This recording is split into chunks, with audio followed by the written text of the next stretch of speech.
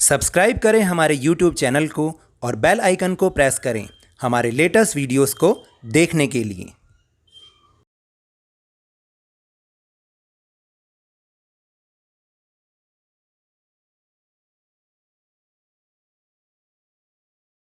Hello and welcome to Lovneesh sir की class.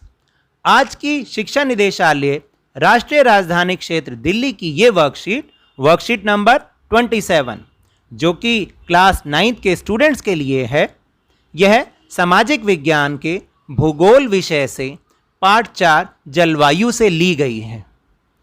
इसमें हम एक ऐसे विषय के बारे में बात करेंगे, एक ऐसे टॉपिक के बारे में बात करेंगे जिसके बारे में हम अखबार में आए दिन पढ़ते रहते हैं, जैसे कि विश्व की जलवायु जो है वो बेहद गर्म होती जा रही है, या वहाँ की जलवायु बहुत ठंडी है, या किसी देश की जलवायु बेहद, जैसे अफ्रीका के देश हैं वहाँ की जलवायु बहुत।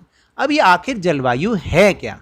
तो हम इस पाठ में, इस वर्कशीट में जलवायु के बारे में ही जानेंगे। और कई बार हम बहुत बार अंतर नहीं कर पाते कि मौसम को ही हम जलवायु बोलने लग जाते हैं।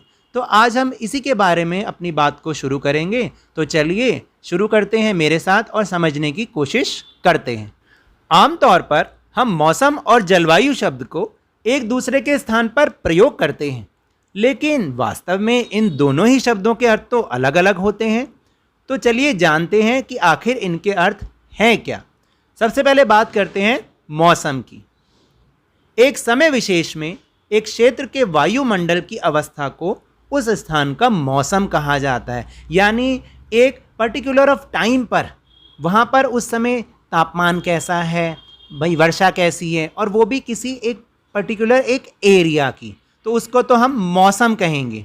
जैसे हम कह सकते हैं कि सर्दियों में जब दिसंबर का महीना आता है तो हम कह सकते हैं भाई आज दिल्ली का मौसम बहुत सर्द है।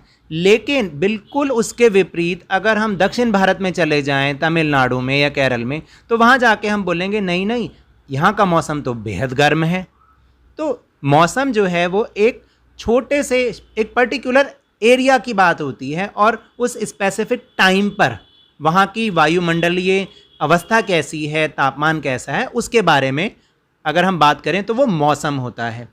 दूसरी बात इसके बारे में, यह एक सीमित क्षेत्र के लिए आंकलित किया जाता है, यानी एक लिमिटेड एरिया होता है जिसके लिए हम मौसम की गणना करते हैं, जैसे एक शहर या गांव, ये एक मोहल्ला भी हो सकता है। फिर ये हर पल बदलता रहता है या कभी भी बदल सकता है। जैसे अगर मान लीजिए इस समय दिल्ली में सुबह के समय बारिश हो गई तो उस समय तो मौसम बहुत सुहावना है, लेकिन शायद रात आते आते उमस इतनी बढ़ सकती है कि हमें गर्मी का एहसास ज़्यादा हो सकता है। तो सुबह का मौसम तो सुहावना है और रात के मौसम का क्या पता वो गर्मी हो जाए। और यहाँ उदाहरण भी तो यही दे रखा है कि एक ही दिन में हमारे आसपास कभी कभी धूप, कभी आंधी, तो कभी बारिश का मौसम बन जाता है। चलिए अब बात करते हैं जलवायु की, जो कि हमारा चैप्टर का नाम भी जलवायु है और इसमें इसके बारे में बहुत सारी बातें की जाएंगी। जलवायु किसी विशाल क्षेत्र में लंबी अवधि यानी कि 30 वर्ष से ज़्यादा, यानी इसमें जब हम मौसम की अवस्थाओं को आंकते हैं तो उसका जो कुल औसत होता है, यानी कुल एवरेज होती है, उसे हम उस स्थान की जलवायु कहते हैं। तो इसी से फ़र्क नज़र आ गया, यानी हम किसी बहुत बड़े एरिया का लंबे समय तक अध्ययन करते हैं कि वहाँ पर मौसम किस प्रकार का रहता है, तब जाके हम इस निष्कर्ष पर पहुँचते हैं कि उस क्षेत्र की जलवायु कैसी है। जैसे कि हम उदाहरण के तौर पर कहते हैं कि अफ्रीका के देशों की जलवायु गर्म है, और जो अगर हम कनाडा चले जाएं या ग्रीनलैंड चले जाएं या रशिया चले जाएं, वहाँ की जलवायु कैसी है? वहाँ की जलवायु ठंडी जलवायु है। फिर इसमें क्षेत्र का आकार अपेक्षाकृत काफ़ी अधिक होता है, जैसे एक देश या फिर कई सारे देश। यानी जब हम एक देश के मौसम का अध्ययन लगभग लंबे समय तक 30 सालों से भी ज़्यादा करते हैं तो हम उसे उस देश की जलवायु कहते हैं। और ये लंबे समय तक एक सी बनी रहती है, क्योंकि इसमें परिवर्तन होना लगभग असंभव सा है। लेकिन आजकल जैसे कि मैंने शुरू में बताया कि विश्व की जलवायु में परिवर्तन आ रहा है, तो बहुत सारे कारण हैं जिसके कारण ऐसा हो रहा है, लेकिन ये परिवर्तन हमें एकदम नज़र नहीं आता, बहुत सालों के बाद जाके नज़र आता है। और उदाहरण के रूप में जो भारत की जलवायु है वो मानसूनी जलवायु है। ये 1 नंबर का क्वेश्चन अक्सर बोर्ड के पेपर में आता है या आपके पेपर में भी आता है कि भारत की जलवायु कैसी है। भारत की जलवायु मानसूनी है। फिर हम बात करते हैं कि जलवायु के तत्व कौन कौन से हैं, यानी इसमें किन बातों को शामिल किया जाता है। वैसे तो मौसम और जलवायु दोनों के ही तत्व एक समान हैं। दोनों के तत्व हैं तापमान, वायुमंडलीय दाब, पवन, आर्द्रता यानी ह्यूमिडिटी, और वर्षण यानी रेनफॉल। वर्षण का मतलब यहाँ पर है रेनफॉल, वर्षा का गिरना। ठीक है, अब हम बात करते हैं अपने नेक्स्ट टॉपिक की, जो है जलवायु को प्रभावित करने वाले कारक। यानी किसी देश की जलवायु कैसी होगी या किसी स्थान की जलवायु कैसी होगी, ये बहुत सारे कारकों पर निर्भर करता है, जिसके बारे में अब हम पढ़ेंगे। और ये एक बहुत इम्पॉर्टेंट टॉपिक है, इसको आप ध्यान से समझिएगा। ये आपके पेपर में अक्सर 5 नंबर का क्वेश्चन आता है। सबसे पहला जो कारक है वो है अक्षांश। इसको मैं आगे जब हम प्रश्न उत्तर करेंगे उसमें आपको ग्लोब के माध्यम से दिखाऊंगा भी कि कैसे अक्षांश रेखाएं या अक्षांश जो है वो जलवायु को प्रभावित करता है। अभी आप समझें कि जैसे आपने देखा होगा ग्लोब है, ग्लोब पर बहुत सारी लाइनें जो कि लेटी हुई लाइनें जिसे हम पड़ी हुई रेखाएं भी बोलते हैं, ये सारी अक्षांश रेखाएं हैं। और हमने ये भी देखा है जब हमने फर्स्ट लेसन पढ़ा था कि इसमें जो 0 डिग्री वाली अक्षांश रेखा है वो भूमध्य रेखा है, उसे हम विषुवत वृत्त भी कहते हैं। तो विषुवत वृत्त से ध्रुवों की ओर जाने पर सूर्य ताप घटता है, यानी सूर्य का ताप घटता है, इसलिए तापमान भी घटता जाएगा और जलवायु ठंडी होती जाएगी। लेकिन जैसे जैसे हम भूमध्य रेखा के नज़दीक आते रहेंगे, सूर्य ताप का अनुभव ज़्यादा होगा और वहाँ पर जो देश स्थित होंगे उनमें गर्मी का एहसास भी ज़्यादा होगा, यानी उनकी जलवायु गर्म होगी। यही कारण है कि ध्रुव, क्योंकि वो तो भूमध्य रेखा से बहुत दूर हैं, इसलिए वहाँ पर पूरे साल भर ठंड बनी रहती है और भूमध्य रेखा पर पूरे साल भर गर्मी बनी रहती है। दूसरा जो कारक है वो है समुद्र तल से ऊंचाई। समुद्र तल से जैसे जैसे हम ऊंचाई की तरफ बढ़ते हैं तो वायुमंडल की सघनता कम होती जाती है और तापमान घटता जाता है। यही कारण है कि गर्मियों में भी पर्वतीय इलाके ठंडे होते हैं, क्योंकि जैसे जैसे हम ऊंचाई पर जाएंगे वहाँ पर क्या होगा, वायुमंडल की जो सघनता है, डेंसिटी है, वो कम होती जाएगी और तापमान भी कम होगा, हमें सर्दी का एहसास ज़्यादा होगा। जैसे जैसे हम प्लेन्स की तरफ आएंगे, मैदानों में आएंगे, तो वहाँ पर हमें जो है ताप का अनुभव ज़्यादा होता है। इसलिए गर्मियों में हमें दिल्ली, क्योंकि एक मैदानी इलाका है और नीचाई की तरफ है, समुद्र तल से बहुत ज़्यादा ऊंचाई पर, इसलिए यहाँ पर गर्मी का एहसास ज़्यादा होता है। लेकिन शिमला समुद्र तल से बहुत ऊंचाई पर है, तो वहाँ पर गर्मियों में भी ठंडी का एहसास होता है। फिर तीसरा कारक है समुद्र तट से दूरी। ये भी एक बहुत ही असरदार कारक है जलवायु को निर्धारित करने के लिए। समुद्री हवाएं तापमान को सम रखने में सहायक होती हैं। सम रखने का मतलब है कि वो वहाँ पर गर्मी और सर्दी का एहसास बहुत ज़्यादा नहीं होता। समुद्र तट से दूर होने पर समुद्री हवाओं का प्रभाव कम होता चला जाता है, इसलिए तापमान बढ़ता है। और जैसे जैसे हम समुद्र से दूर जाएंगे हमें तापमान की विषमता का अनुभव ज़्यादा होगा। विषमता का मतलब ये होता है कि सर्दियों में ज़्यादा सर्दी महसूस होगी और गर्मियों में ज़्यादा गर्मी महसूस होगी। और तो यही कारण है कि जो समुद्र के किनारे वाले शहर या राज्य हैं, जैसे मुंबई हो गया या केरल हो गया, वहाँ साल भर मौसम लगभग एक जैसा होता है, यानी कि वहाँ पर बहुत ज़्यादा सर्दी नहीं अनुभव होती, ना ही बहुत ज़्यादा गर्मी अनुभव होती। लेकिन जो इलाका समुद्र से दूरी पर स्थित है, जैसे कि हम दिल्ली की ही बात करते हैं, तो हमें यहाँ पर क्या होता है कि गर्मियों में बहुत ज़्यादा गर्मी महसूस होती है और सर्दियों में बहुत ज़्यादा सर्दी महसूस होती है। फिर चौथा कारक है वायु दाब और पवन तंत्र। वायु दाब और पवन तंत्र उस स्थान के अक्षांश और ऊंचाई पर निर्भर करता है। तापमान अधिक होने पर वायु दाब कम और तापमान कम होने पर वायु दाब अधिक होता है। यानी जो स्थान, जो भी जगह जिसका हम जलवायु का अध्ययन कर रहे हैं, उसके अक्षांश और वो कितनी ऊंचाई पर स्थित है। तो वहाँ पर जो पवन तंत्र होगा, जो वहाँ पर वायु दाब होगा, जो एयर प्रेशर होगा, उसके हिसाब से ही वहाँ पर जलवायु उसकी वैसी ही होती है। फिर इसके बाद जो नेक्स्ट कारक है वो है महासागरीय धाराएं। महासागरीय धाराओं के गर्म या ठंडा होने के हिसाब से उसके तटीय क्षेत्रों का तापमान भी गर्म या ठंडा हो जाता है। यानी कि आपको पता है महासागर के ऊपर, सागर के ऊपर भी हवाएं चलती हैं, तो या तो वो गर्म हवाएं चलती हैं या ठंडी हवाएं चलती हैं।